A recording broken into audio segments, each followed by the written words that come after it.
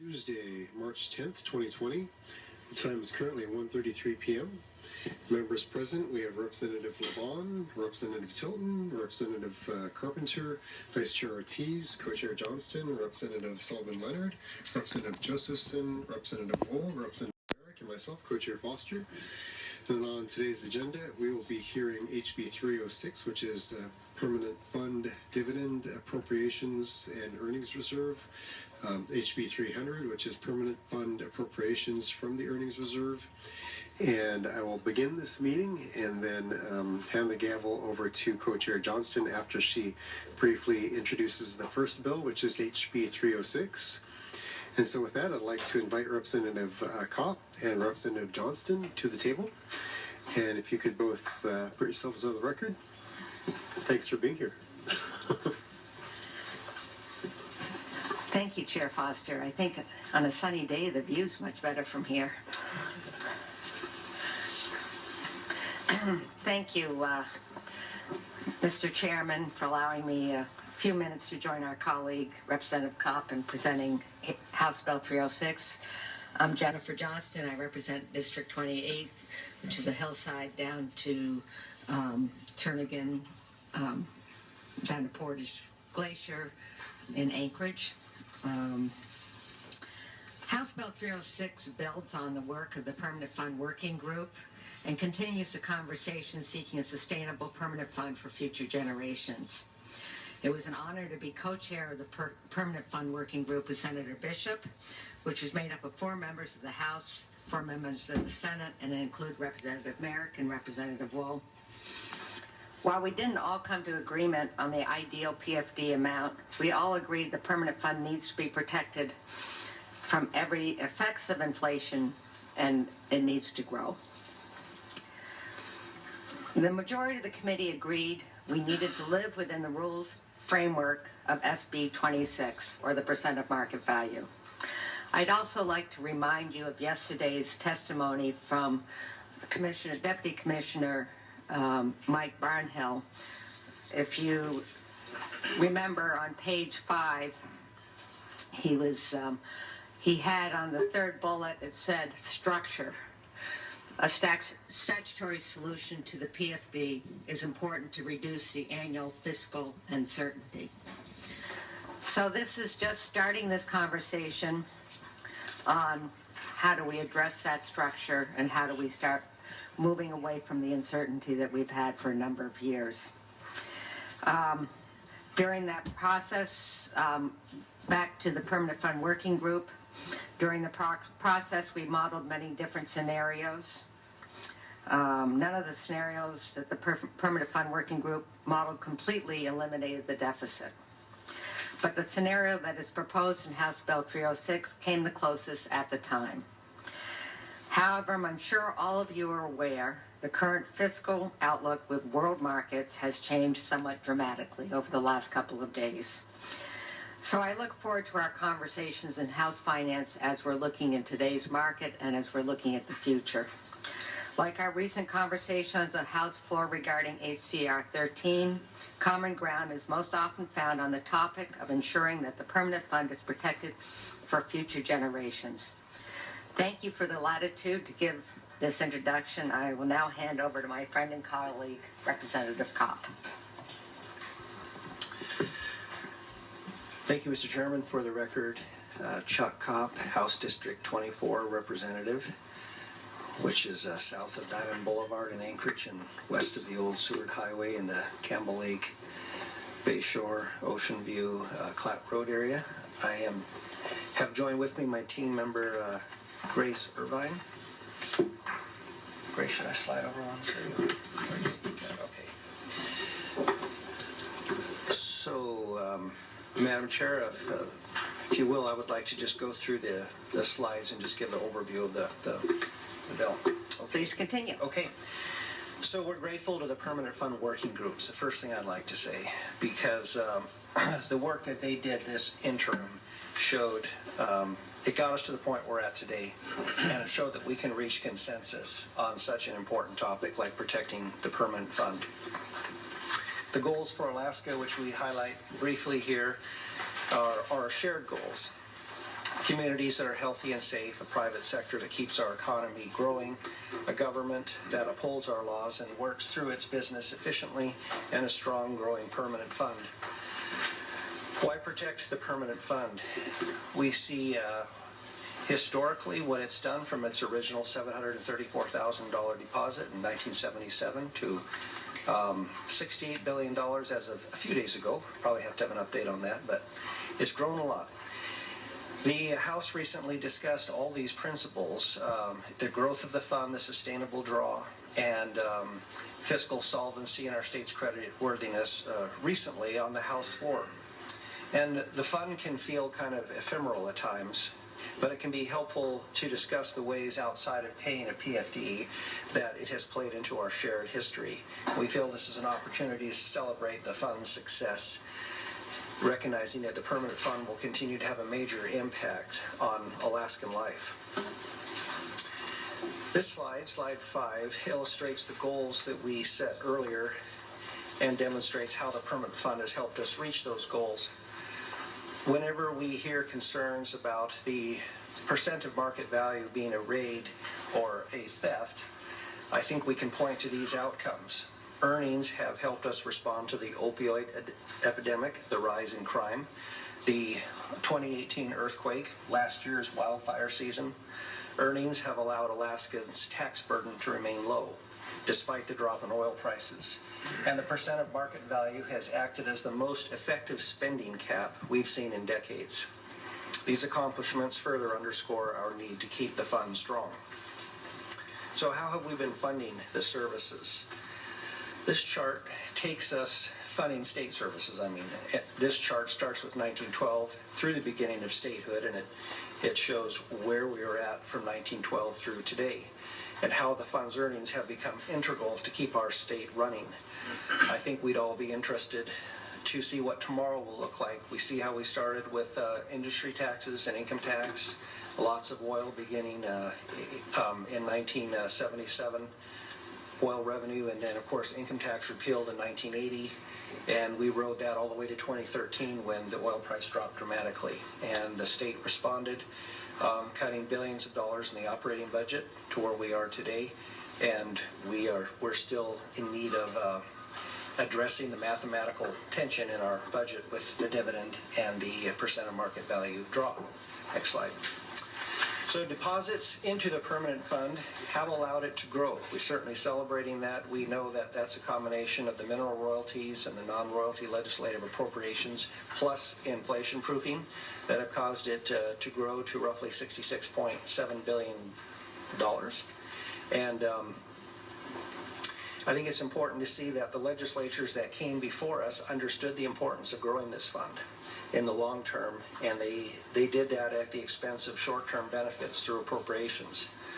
So how does the percent of market value work? We all get this question a lot, and just for a review, the Alaska Permanent Fund Corporation calculates the total value of the permanent fund, principal and earnings, and they calculate 5.25% of the value over the first 5 of the last 6 years. We know that's set at 5.25% for FY19 through 21, and then 5% thereafter. That amount becomes the maximum amount the state can can spend from the earnings reserve account, and the legislature appropriates that to pay for dividends and state services. So in addition to the appropriations we make to the principal, there is more that we can do to support the fund's strength. We can support the percent of market value structure, abide by it. We can pay out a dividend that is affordable. We can support the work of the corporation and work with them to recruit and retain great investors. And I know, Madam Co-Chair, you have done a lot with helping the corporation be able to recruit and retain some of the best investors in the country, which Alaska has benefited from. And we can protect the fund from inflation through inflation proofing. Next slide. So why do we need to take action today? I guess we all know why. We know we have kicked the can down the road long enough, and that's not any blame at anyone's feet, but we realize that we are in a position now where we have nearly exhausted our savings. And with oil at such low prices, we cannot expect oil prices to bail us out of a $1.5 billion structural deficit. Any new revenues would not solve our deficit this year. We know that oil, I think today is around $34 a barrel, and the forecast indicates it's heading into the 20s. So this brings us to this slide. Why change our statutes? There's a mathematical tension between the revenues and the costs. This is why we make the change in the statute, because of the gap that's illustrated here.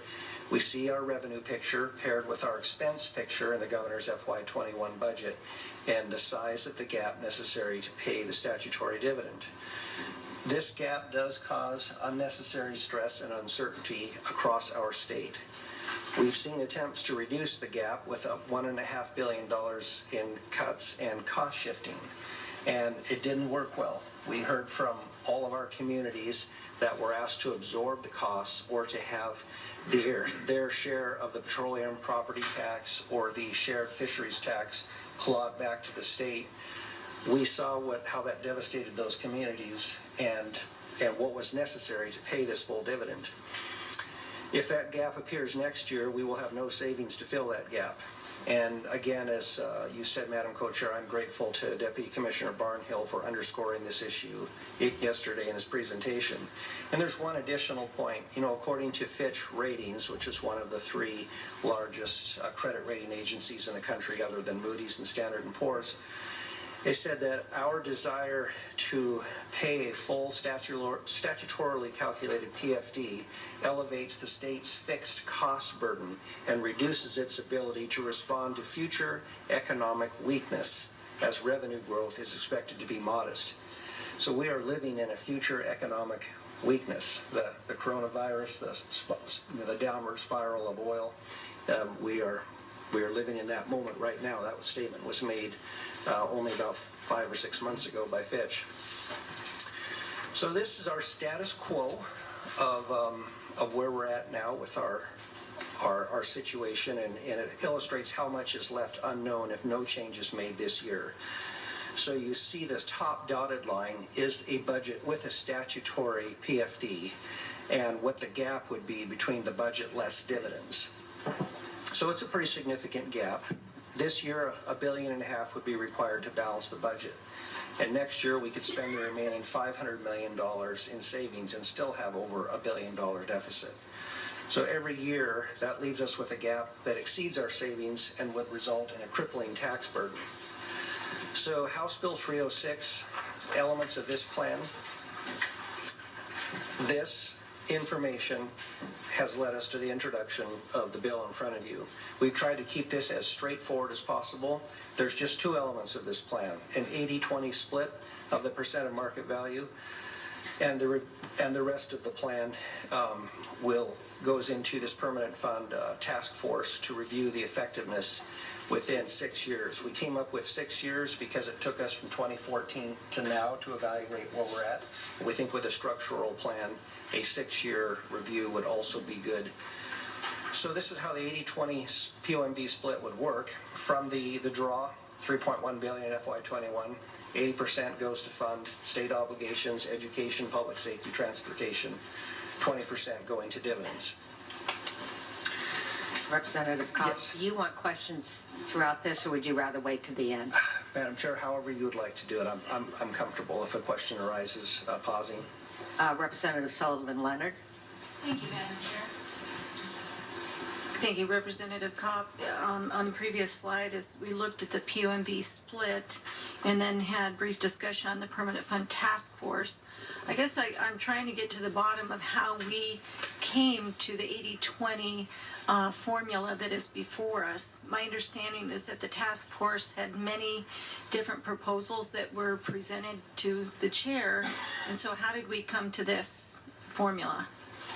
Actually, Or Madam Co-Chair? Representative Kopp, these are two different things. We were in a working group, Right. and this task force is actually part of the bill to be 6 years from now. Okay, well, I apologize, Madam Co-Chair, but that's what I'm trying to get at is, with the Permanent Fund Working Group, then, is this the result of that working group, or is this something that has been formed independently? So through the chair, Representative Sullivan Leonard, much of the working group's effort and review of where we're at is incorporated in this bill. Now, as far as the nuance of the 80-20 split, this is a starting point for the conversation as Representative Johnson laid out in her conversation. We're going to see some modeling that you can look at the split many different ways, but the bill starts here because under these scenarios that were available to us at the time the bill rolled out, it's the one that works for Alaska, and we'll see that when we get to the modeling. Well, and if I could just quickly follow up, I know, for example, my Matsu representative, what they brought forward was very different from this, and I'm just trying to see who is the author of this. Is that you, Madam Co-Chair? Representative Sullivan Leonard was, co-chair of the Permanent Fund Working Group. This was one of the scenarios that we modeled in that, and this is one of the few scenarios that gave us a glide path of sustainability. So Okay, and so who was it that brought that forward? actually the Rules Committee, and I am vice chair of the Rules Committee, so it's Representative Kopp and myself. Right, I'm not trying to interrogate, I'm just trying to get kind of to the basis of who brought this forward. Was it, Senator Bishop? Was it his group that brought it forward? Was it another group? Because you kind of had people tasked to work on different models. No, this is what we brought forward.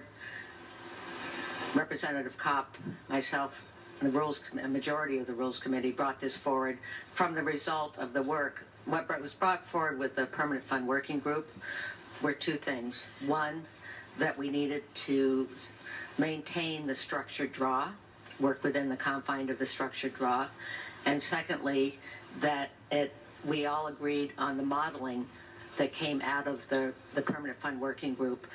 Now, I have to say, in those modelings, what we use for the modeling does not necessarily, we can put the numbers in of the last week into it, but it might not have all the nuances that we have going on right now in the worldwide market.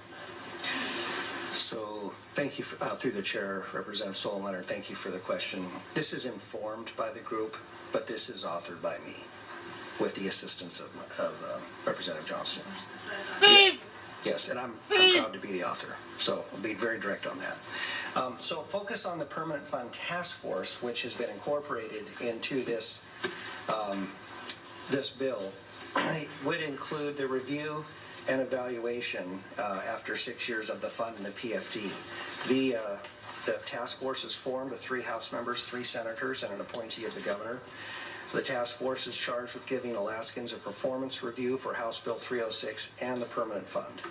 So how has the plan worked? How has it affected the Permanent Fund? Is it still sustainable? We want them to evaluate these same things that we ourselves have been evaluating since 2014. Is a change necessary? 2026 was chosen so that legislators would have a full 2-year legislature to consider the recommendations. That would be the 35th legislature. So this slide deals with state budget impact, showing how the plan performs. These graphs were produced by Legislative Finance to illustrate the plan's performance under the House's FY21 budget. Legislative Finance will be in front of the committee during consideration of this bill and can get into more detail, but at a high level, you can see the significant difference between the status quo and the budget gap you saw earlier in House Bill 306. While a modest draw from savings would need to occur, that gap is far more easily filled with reductions or revenues than the $1.5 billion gap represented under the status quo slide. Our savings also have a much longer life, a glide path, than if we did nothing. So this slide shows, let's see, state savings impacts. Okay, our dividend impacts. I may have skipped over a slide. No, you're sure my notes are yeah, no, we're good here. That one. So this slide, go back one to the one that shows the growth. Yeah, this slide shows the actual growth of the earnings reserve under House Bill 306. That while the CBR does give us about a 6+ year glide path to look at new revenues and spending reductions, the earnings reserve does grow under this scenario.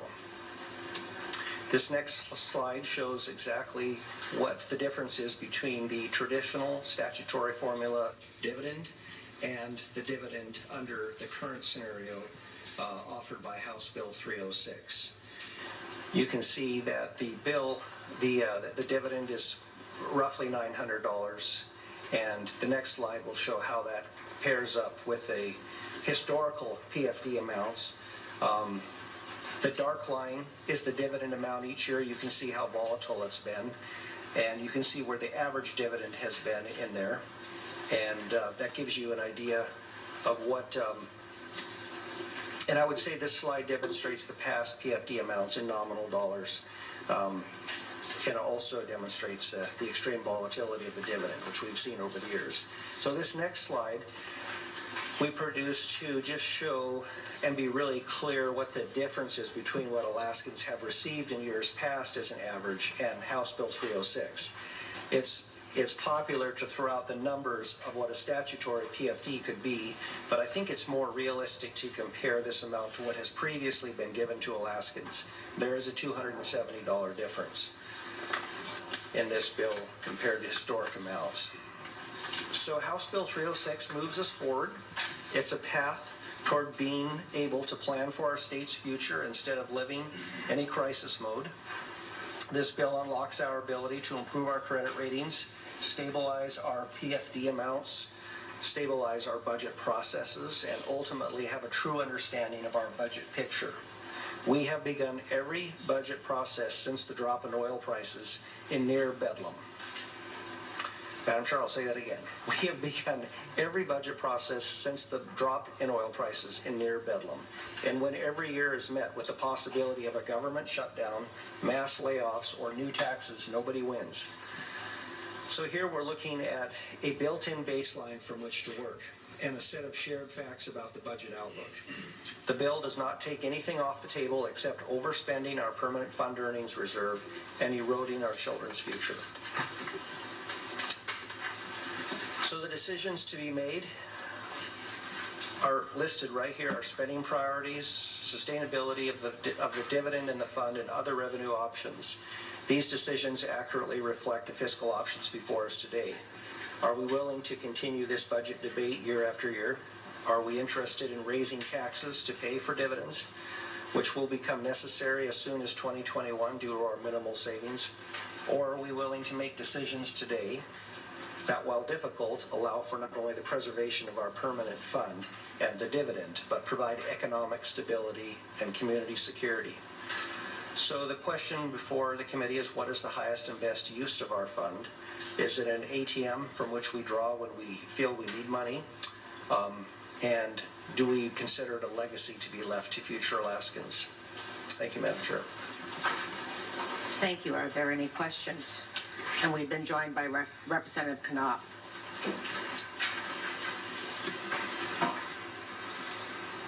Representative Ortiz. Thank you, Madam Chair. Thank you, Representative Kopp, for bringing forward this proposal. As you say, if nothing else, it starts the conversation. It's a much-needed conversation. In your decision to move this particular proposed PFD split, POMV split, was there any consultation with economists to try to get a sense of the impact of the lesser PFD amount on the economy overall, and what the impact of having less dollars put in the hands of all Alaskans across the state, how that might impact the economy? Through the chair, Representative Ortiz, so certainly we're well aware of reports that have been authored, information that's been given to the legislature that shows what a reduced dividend amount could mean across Alaska. Some of those reports, I think, did not include increased state services, though, to balance out that. In other words, there's many communities in Alaska that are small, and the numbers of people collectively are just a very small percent of the state services they get. But in order to pay a full PFD, you have to pretty much wipe out the services that they're receiving, and we've seen that. So but we did consider the information that has already been put out on the record as far as what the dividend means to the economy. Thank you.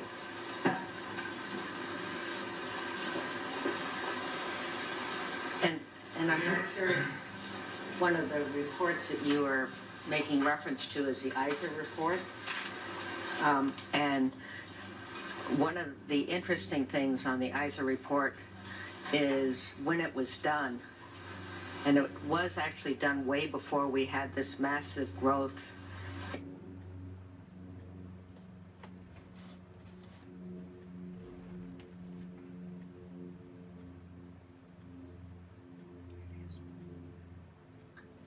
Portion. And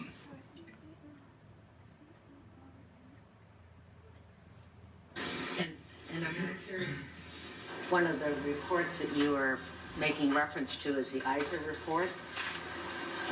And one of the interesting things on the ISA report is when it was done, and it was actually done way before we had this massive growth.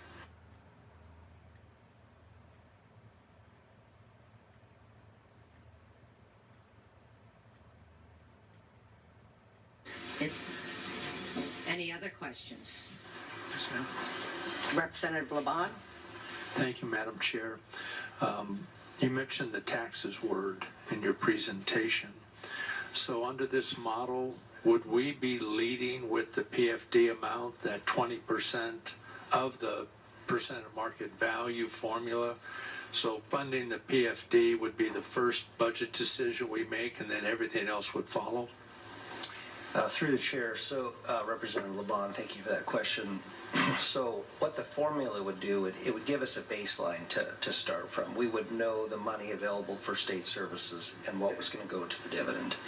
And it would, that seems to be what keeps us here 4, 5, 6 months a year, is that not being resolved in any realistic way, and trying to reconcile the plummeting energy market as far as oil prices and our ability to balance the budget under those circumstances. So I would say structurally, you could say, yeah, it's the first thing, and the bill tackles the hardest thing first. But I think it would free up the bandwidth in the building and to address the entire budget to see what is our true deficit. The $1.5 billion deficit, we know, is only related to the statutory PFD. I should say only. It's tied in with all of our state agency spending and everything. But we know that the dividend itself is nearly twice as large as our largest state agency. So it's a significant cost factor, and the bill addresses that issue head on. Follow up? Thank you, Madam Chair. So the vision that I can see, particularly with the reduced price of oil and declining throughput and that perfect storm that we're experiencing economically, is a day where we're paying a $900 PFD to all Alaskans that are eligible, and also clawing back a state income tax to help pay for it. Is that a reality? Is that a real possibility in this? Through the chair, Representative Laban, in any scenario where we're paying a dividend, if we don't have the money to pay a dividend, we could be in trouble. So, we could, in other words, there's no safe formula that can predict what we're seeing right now in the market. And even though we have a 5-year average, where we 5 of the previous 6 years, it's based on that average. Alaska Permanent Fund Corporation calculates the value. Of course, this year is probably going to shape up to be a tough year. Can you get that for me, Representative? Thank you. I think that, I think you're, the point you're making, Representative Blond, if I hear you correctly, is that there is, it's hard to come up with any formula that can predict accurately what we're seeing today. If we're truly paying a dividend based on our ability to pay it, then we would have to stay with just a legislative appropriation approach, which is where we're at today. And one last question, then I'll let other folks have a turn. Thank you, Madam Chair. I could see the day coming where if we're locked in on this 20% of the 5% of market value, that we would then be faced with the decision to overdraw the percent of market value, pull more from the earnings reserve than that formula Senate Bill 26 would call for, and or incorporate a state income tax to fund the PFD. If we're leading with the PFD, then you have to figure out a way to make that happen. And if it means you tax, overdraw the earnings reserve, or cut other agency spending, we're putting the PFD at the very tip of the mountain. And I just want to mention to all committee members, we will be having the models tomorrow where we can ask more in-depth questions as far as this. Representative Carpenter? Yeah, Madam Chair, just so that I can clarify some assumptions that we've taken here with regards to slide 12 and slide 16, if you could. Both of them are kind of the revenue versus spending projections. And in our packet, we've got a document that looks like this, but it's not included in the presentation here. So we're using what forecast to generate the revenue bars on these two slides? Through the chair, Representative Carpenter, we're using the forecast that was available to us when this was put together just about 2 weeks ago. So oil was looking better then. It was mid-50s barrel, yeah. So it's a fall forecast is what's listed on here. And the trend line for the solid black line, which is the budget less dividends, if I may, is a what percent increase over time? I will defer to my team member, Grace. Through the chair, Representative Carpenter, for the record, Grace Irvin, staff to Representative Kopp. Ledge Finance will be in front of you tomorrow. Obviously, the slides, even put together a week ago, no longer reflect the reality that might be seen, for one, with the House budget and also with what we know to be different forecasts coming forward. So I would defer those questions to Wednesday. Okay. And the paper that's included in here says it's about 2.25%, which would be inflation, growing with the rate of inflation. So I'd just like to point out, I have my own chart sitting here, and I think the numbers that we're going to find for fiscal year 21 are about $700 million revenue for this. So it changes drastically what we're seeing today. And thank you, Representative Carpenter. I think we're all quite aware that we have a new day coming. Yeah, just one last follow-up, if I may, just a comment. There's a theme here that is really important for us to recognize, and I appreciate the opportunity to have the discussion. We say many times we need to be able to pay a PFD that we can afford, but that same logic, that same train of thought also applies to the state spending. We need to have state spending levels that we can afford. And so if we're going to talk about new revenue, we're going to talk about eating up a PFD, then we ought to be intellectually honest and say we got to talk about our spending levels as well. Thank you. Madam Chair, through the chair, thank you, Representative Carpenter. And yourself and Representative LeBon, I think both touched on something very important in that this is only one, it's a very important piece, but it's one piece of a sustainable fiscal plan that does involve controlling our expenditures and also looking at new revenues. And both of you touched on that, so thank you. Are there any other questions? Thank you very much for your presentation. Next, we'll be going to House Bill 300, an act relating to deposits into the dividend fund and income of an appropriation from the earning reserve account relating to community assistance program and providing for an effective date. And this will be bill introduced by Representative Wool.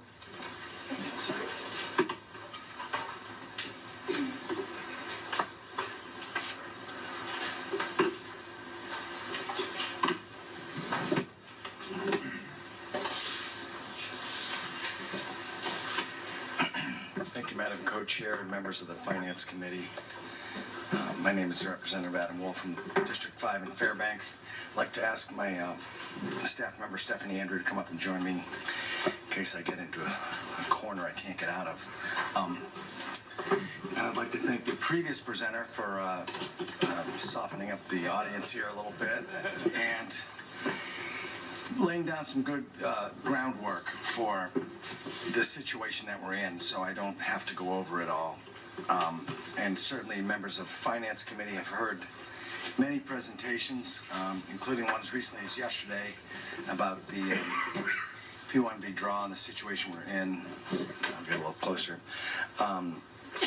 And the situation we need to resolve. I've been down in Juneau. This is my third term, my sixth year, and as Representative Kopp pointed out, we spend many, many months trying to solve this dilemma that we're in, balancing revenue with expenditures, and the PFD is very much a part of that. So I have a PowerPoint. I don't have as many graphs from Ledge Finance today, but tomorrow we will go over some of those. And as you'll see, the plan I'm presenting is definitely a conversation starter. It's perhaps a novel way to look at the PFD, the POMV draw, and so on and so forth. So I will start the slideshow. POMV structure provides a stable funding stream, supports state government. It was a historic compromise when we passed that bill, and it was really a paradigm shift for the state of Alaska. And it was one that we were, I want to say, forced into, but we're in a tight position where revenue declined very quickly, and we needed to make some cuts. And we made cuts on the capital budget and the operating budget, some severe cuts over the first few years. And the PFD was first vetoed by Governor Walker at the time to 50% of the statutory formula. The next 2 years, or the next year, the legislature passed that same amount. And then since then, we've basically grabbed a number that we thought was something we could afford, something that was acceptable, and that number's been $1,600. The year before that, it was $1,100, which was 50% of the formula at the time. Then the last couple of years have been $1,600. So we went from an economy that was paid for by oil. Oil paid the whole state budget for many, many years, and the permanent fund paid the PFD, and those two things were separate. When oil declined, we had to tap into the permanent fund to pay for state budget, and that's the new world we're in. We have a structured draw, which is 5.25%, which is going to drop down to 5% in 2022, as was mentioned. But the bill that we got from the Senate was stripped down, and it didn't include a formula for the new PFD, and also it didn't remove the old PFD statute. And that's what we're running up against now, is that everyone says, well, follow the law, we have a formula. Well, the formula would call for a $3,000 PFD, which, by the way, has never been paid. We've never paid a $3,000 PFD. We had a supplemental check one year during the Palin years when times were particularly good and oil prices were particularly high. That helped the state budget, but that hurt a lot of people trying to heat their homes. And so it was basically a supplemental heating check, and there was different ways they were trying to get that money to people, especially in rural Alaska where heating oil was extremely expensive. Even the interior where I live, it was over $4 a gallon, and heating bills were going through the roof. So they basically just gave everyone an extra $1,200, I believe. The following year, that was taken away. And I think people were happy to get it. When it went away, they totally understood that too. So that was the main thing. We didn't include a new formula, and we didn't delete the old one. So we haven't been following the old formula, and everyone is calling for a new formula, whether you're in the whatever side of the aisle. Even the executive branch is calling for a new formula. So the amount available for the general fund equals the total PMV draw less whatever's appropriated for the permanent fund dividends. So as long as the PFD remains subject to intensive annual debate, the state cannot depend on a predictable revenue stream. So we need predictability in our revenue, although, as we all know, the last few weeks have really thrown that into turmoil. Our oil revenue, which had been declining consistently and steadily for decades, although the price of oil has fluctuated, the production has been declining, and now the price in 2014 went down, and now it went down again. So we know we can't rely on this volatile source. I mean, we use it as revenue, but the POMV is a much more stable revenue source. So we're going to start with some assumptions here. The budget proposal of $4.6 billion is approximately what we passed. The revenue forecast is $2 billion fall 2019, but I believe that's going to be readjusted here real soon. And even the forecast that we got in this committee was saying that next year was going to be lower anyways, and now it's going to be considerably lower. And right now there's no real new revenue. There's a motor fuel tax in the works. There's some other smaller taxes and revenue sources, but there's no broad-based income tax or sales tax. So we have a few options, and many of these we went over in the working group. And the governor's plan, which is a full statutory dividend, is $3,000 dividend, which is about $2 billion, or 1.9 to fully implement.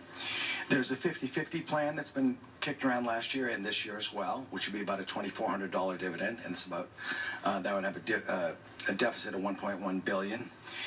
There's a 2/3, 1/3, which is a $1,600 dividend, which is about what we've done the last few years, which also would add to a deficit. And there's a surplus plan, which at one point was a $700 dividend. I don't believe that's the case right now.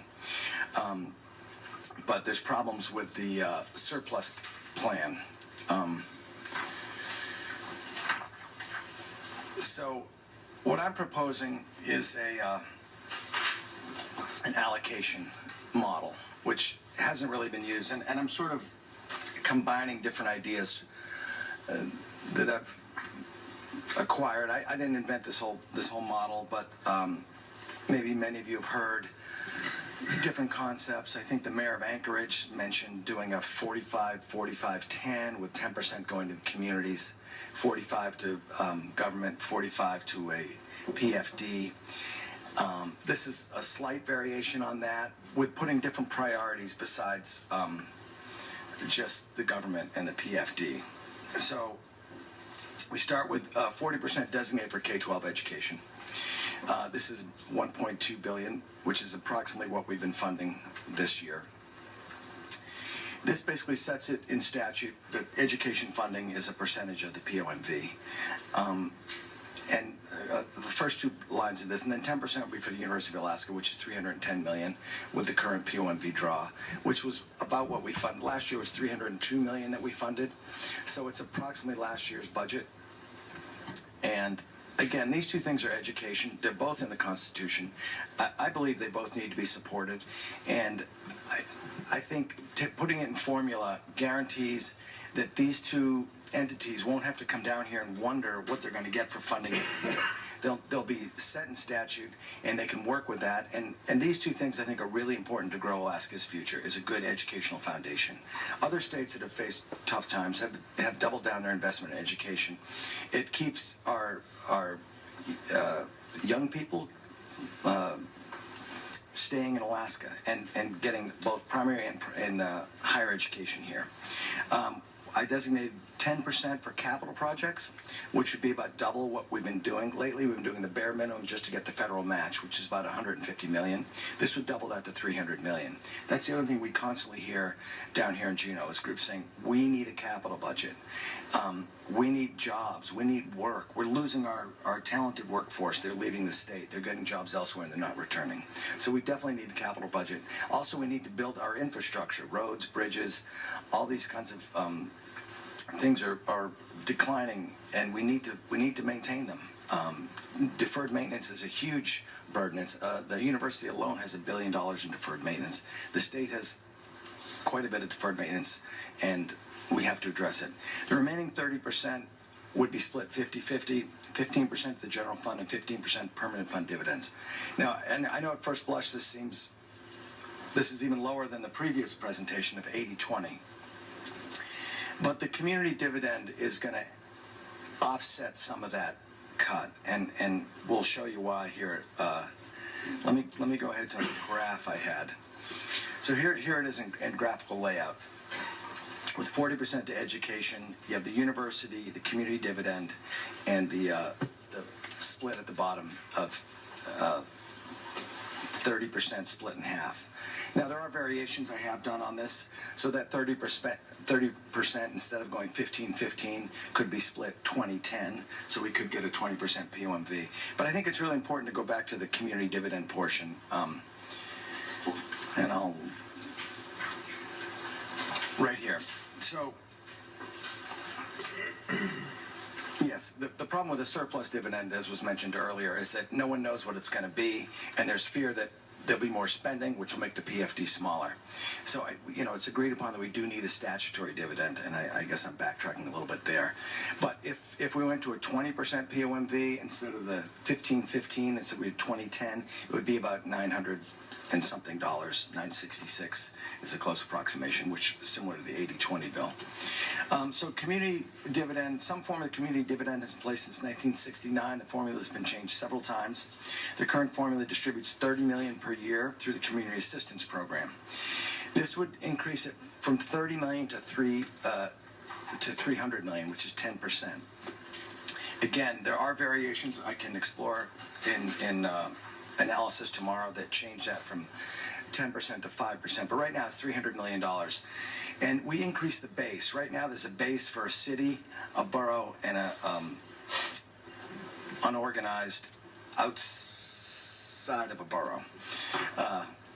So we have 3 designations for these communities. So we would take the 300,000 and bring that up to $1 million. The current base is 300,000 for a borough. We bring that up to $1 million. The city base would go from 75,000 to 250, and the unincorporated communities would go from 25,000 to 83, which basically we're multiplying every time times 3 1/3. So to go from 300,000 to $1 million is times 3 1/3, and we do that all the way down the line. We distribute out all the base, and then what's left over, we divide it up amongst all the people in the state, and we come up with a per capita number.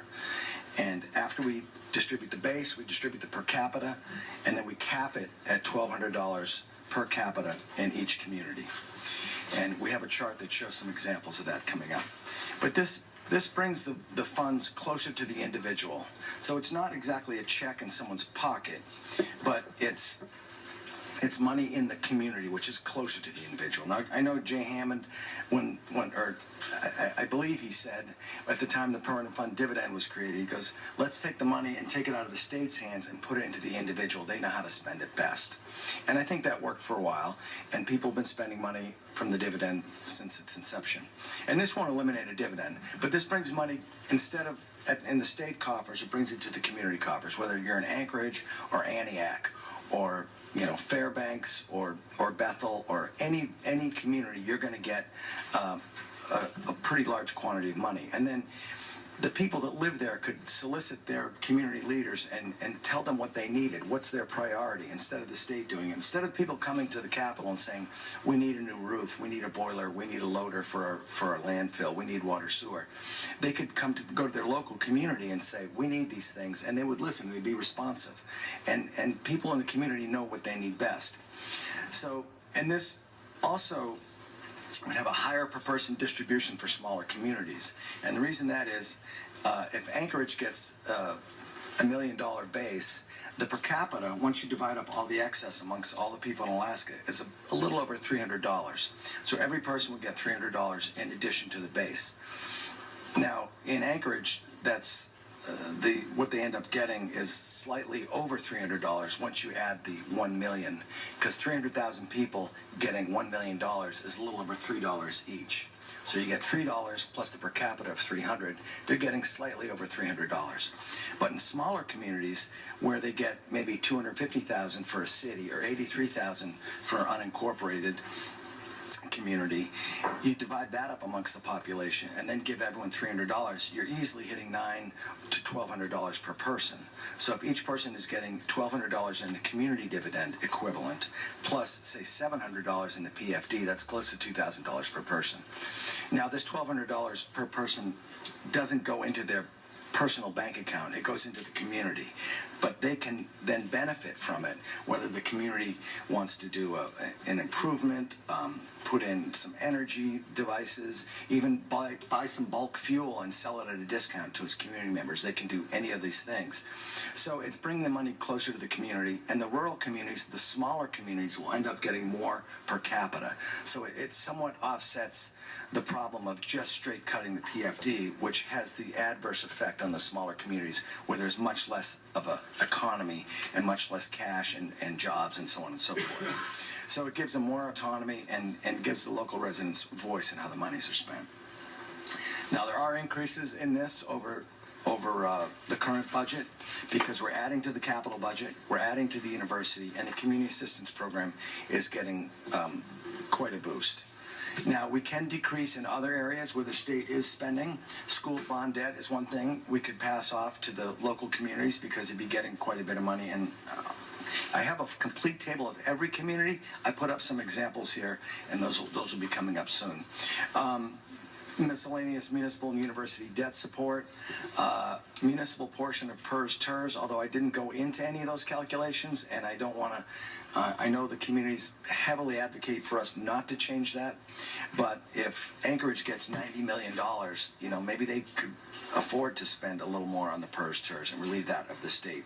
Community block grants, things like homeless funds and shelters, this is stuff that could be done at the community level. They know what they need best, and they would have the funds to do, opioid treatment, homeless shelters, these kinds of things. Public safety, more money would be available for the communities to provide some of their own public safety, especially in rural Alaska. They'd get money. They could hire a village police officer or deal with some other public safety issues. Transportation, maintenance, transportation repair, airport. We had a bill in here, an amendment to the budget about a Quinnipiac airport that couldn't afford to maintain their airport. And I believe by our calculation, Quinnipiac would get, I think, $450,000 a year. So some of these monies could be used to maintain local rural airports. And of course, there'd be savings in not paying a $1,600 PFD, which would save about $600 million. So there's some savings, there's some extra expenditures. So, Representative Tilton, do you have a question? Thank you, Madam Chair. Representative Wool, I just am wondering, how do you account for our ever-growing health and social services budget in your calculations, and how do you see that being administered and taken care of? Thank you for the question, Representative Tilton, through the chair. That is a growing portion of the budget, and the remaining 15% of the PFD plus the oil revenue would still be available for the other budget items. I didn't put it in the designated funds, the allocations here. I wanted to put sort of the basic prioritize, and that is a priority for sure. I didn't allocate it separately, and there would be funds. We'd have to pay for it out of the budget, just like we do now.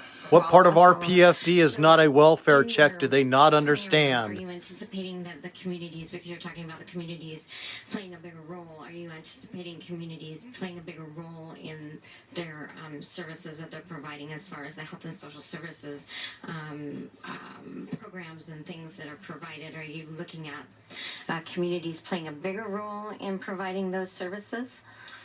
Through the chair, Representative Tilton, that isn't something we looked at, but that certainly wouldn't be off the table. It kind of depends how the numbers pan out. Certainly, Medicaid funding, I wouldn't expect to go through the local communities, but there are other health costs. I mentioned sort of treatment centers or a sobering center or something like that. Fairbanks has just got one of those recently, and some of those, which are health and behavioral health, could certainly be funded with the community dividend. Follow up? And this is on another subject, is that all right? Sure, I've got a couple, and then I'll come back Okay, to you. thank you. Representative Sullivan Leonard. Okay, Representative Ortiz. Madam Chair, thank you, Representative Wool, for bringing forward this proposal. It's got a lot of merit to it. Would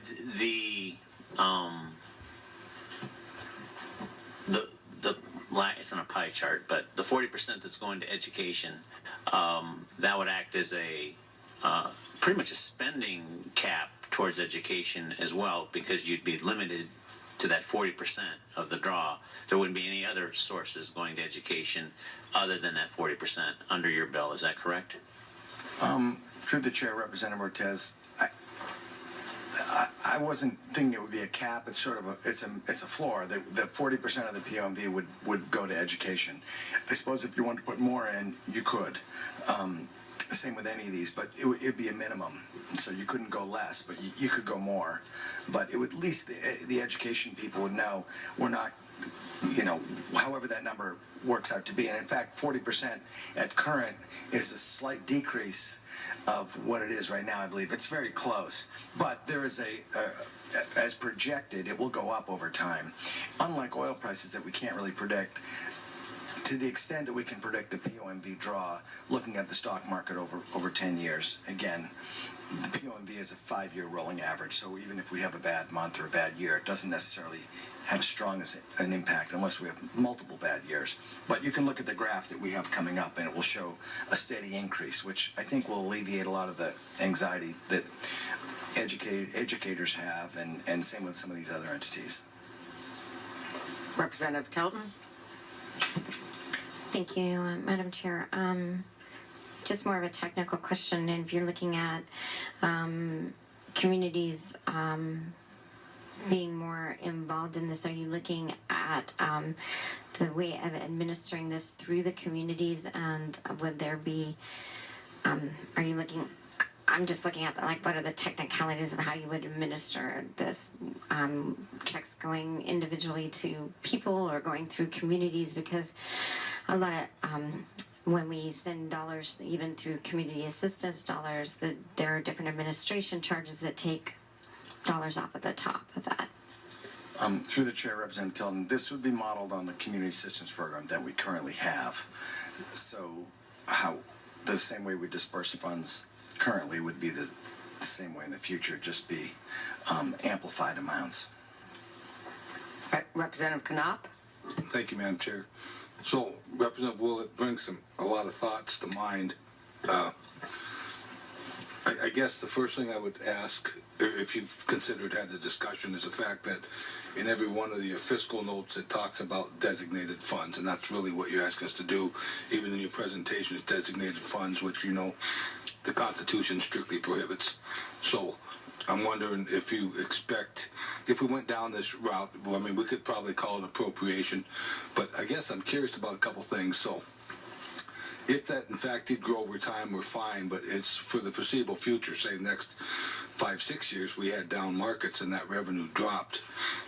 And what you don't have is the biggest ticket item is our HES budget in that. And so I guess the first question I would have is, so if you consider HES budget and say we had an additional $2 billion in revenue outside of the POMV draw, and with the other states' obligations of bond debt and other formula-driven programs and HES, is there even enough money left to cover them? And then it brings to mind, if this POMV draw really declines, it wouldn't affect this year in the market, but 2-3 years down the road, it could be substantially less draw. Are we willing to live with that? And I think the biggest thing that comes to mind, Madam Chair, on that, Representative Wool, is if you can't bind any future legislator's hand, how are we going to put this in place and adhere to it over time, is my concern. Representative Wool? Through the chair, Representative Knopp, that's a valid point.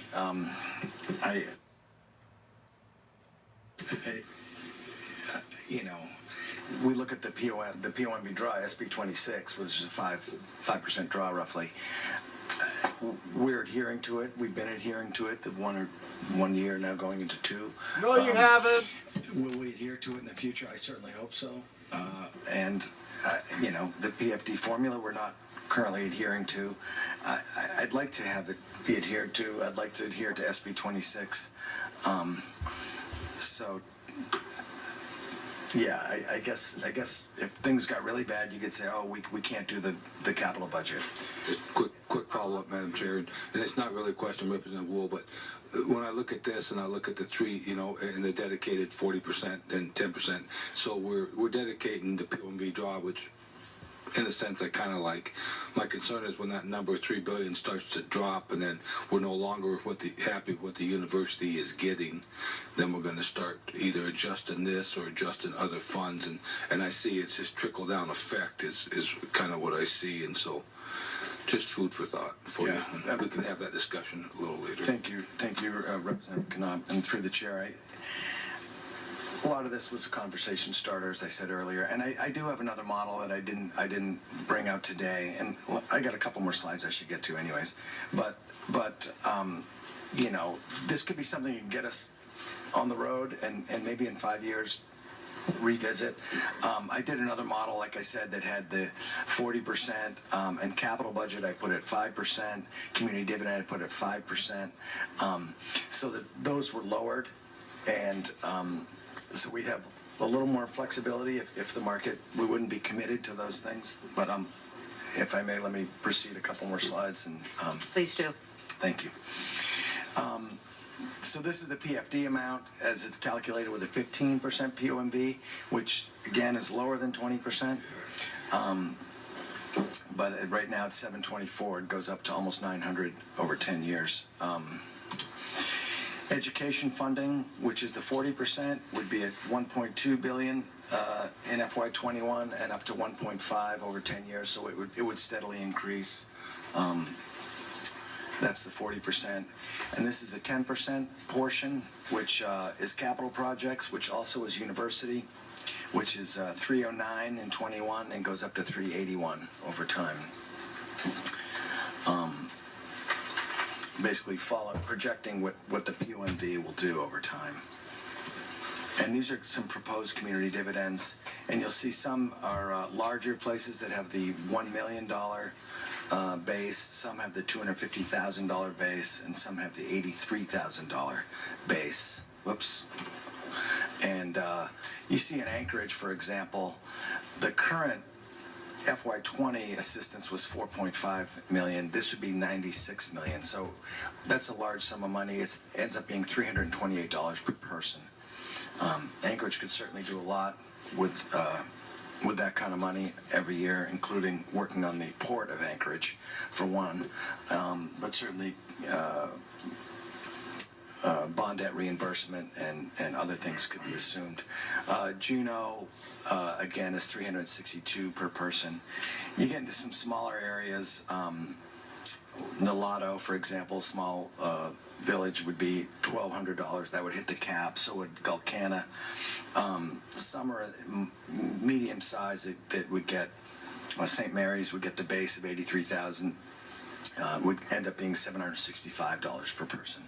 So it helps the sort of rural-urban divide, where a larger city would get less per person, but a smaller community would get more per person. Not more total, but more per person. So even though the PFD is being cut, the local communities, I think, would benefit. They'd be able to help their community members. And I guess that's the end of the show. So, and tomorrow we have a lot more modeling, like I say, with a couple variations.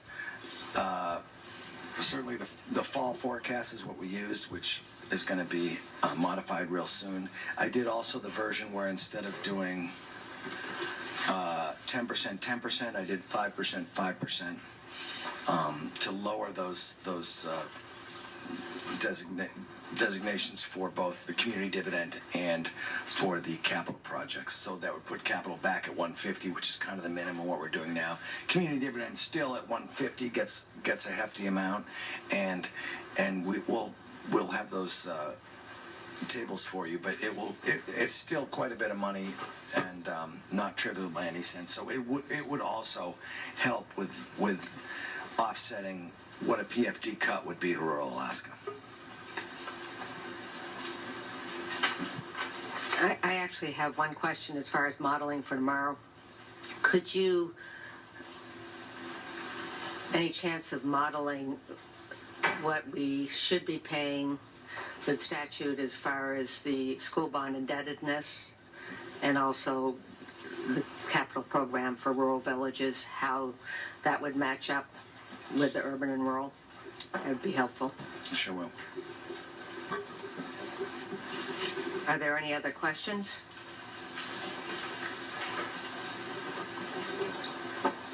Oh, thank you. Thank you. Both of these bills, at this point, we're going to set aside.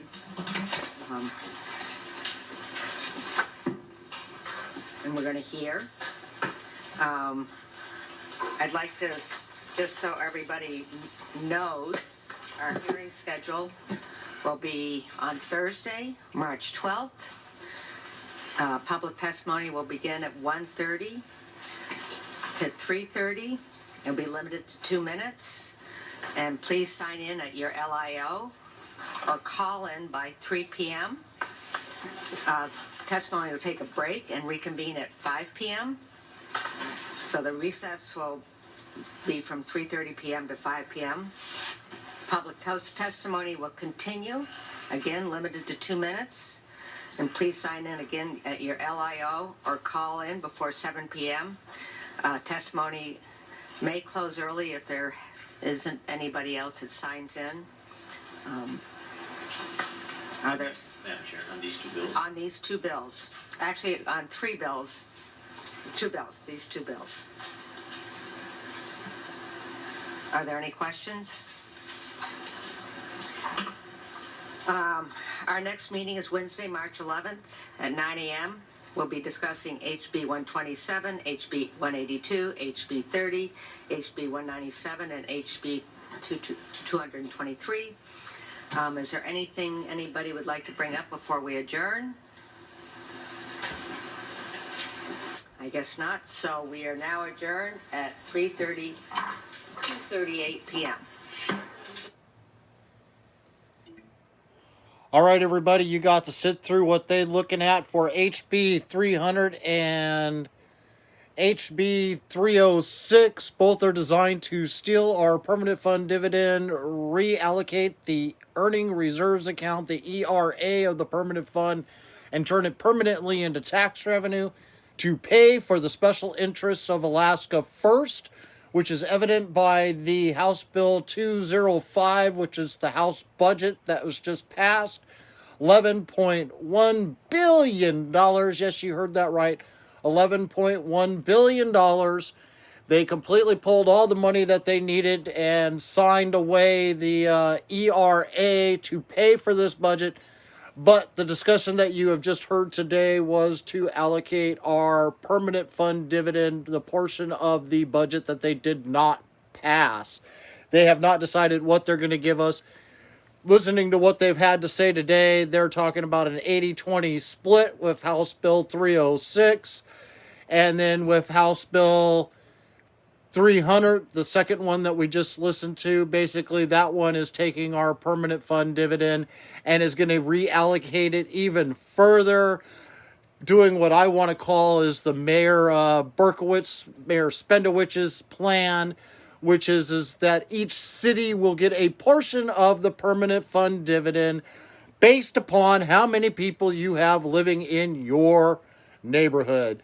So if you have 100 people that live in your unincorporated village that you are in, you will get 100 people's portions of the permanent fund dividend to spend on the city.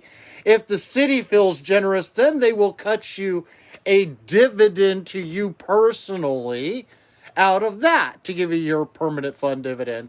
So basically, here's your permanent fund dividend. Here is your portion of it that you get. We're going to be nice and say $300 of the $1,200 that we've been given it of our allocated amount, and ignore the other $1,600 to $2,000 that the state kept for their allocated amount. So to boil it all down, here's a $3,000 permanent fund dividend that we were statutorily supposed to get.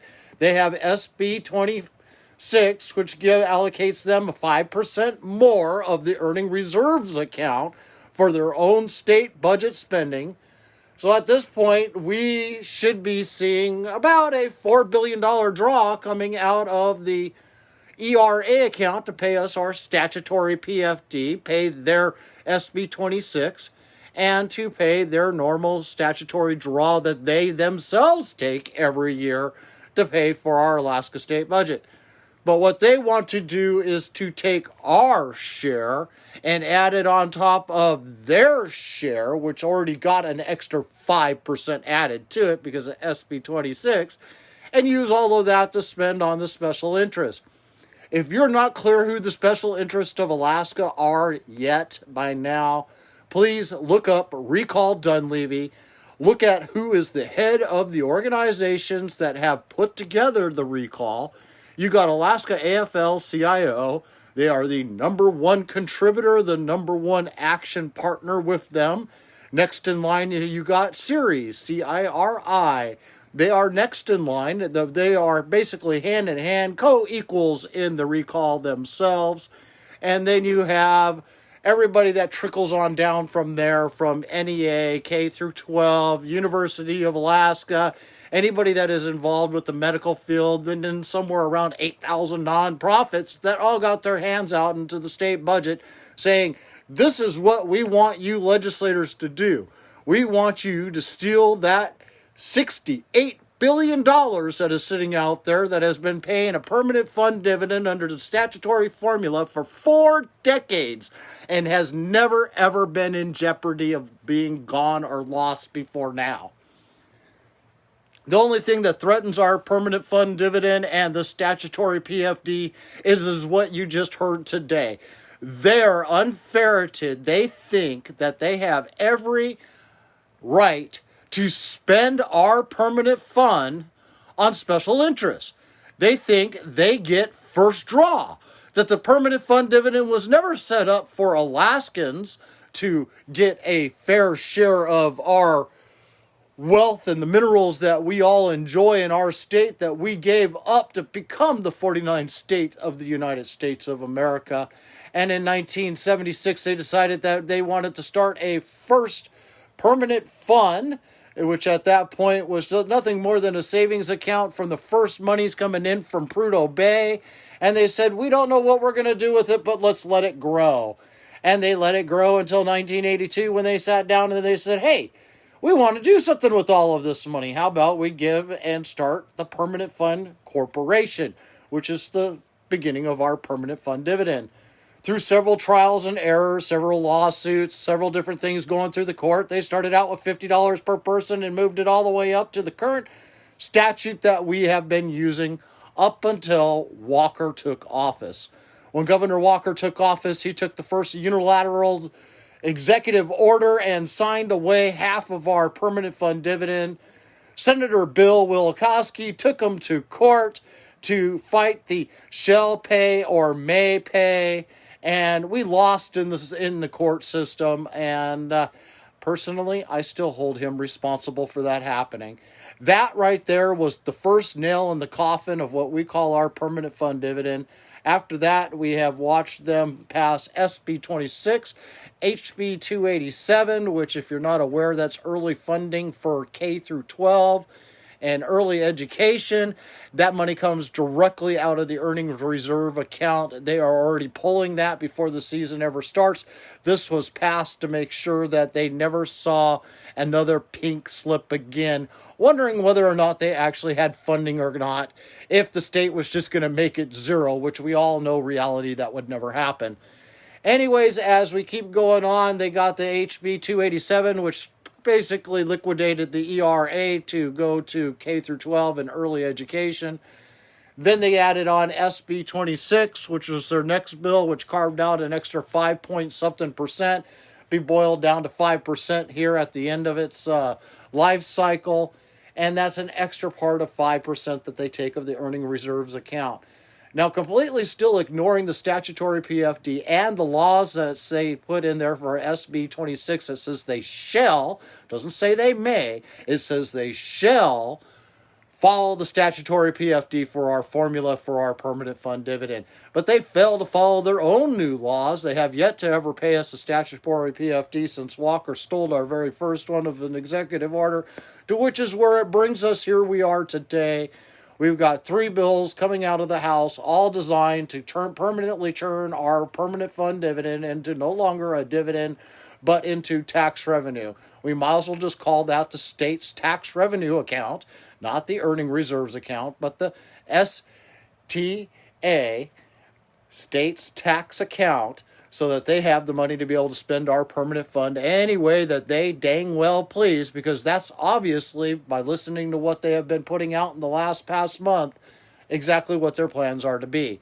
HCR13, House Concurrent Resolution 13, is the first cog in the wheel. Now we got HB306, which is the second one that they've presented to us all today, and House Bill 300, which was a shocker. I wasn't quite aware of this bill being out today, but that one it goes hand in hand and gives even a determination of how much more control government will have over that money, and to the point that when they are done with this, and if everything passes, we will never have a say ever again. This will be the last year we will ever have a discussion about what we are to see as a permanent fund dividend.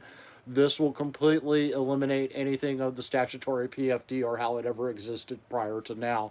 Thank you all for tuning in. Don't forget to share. Facebook squeals on you if you don't share.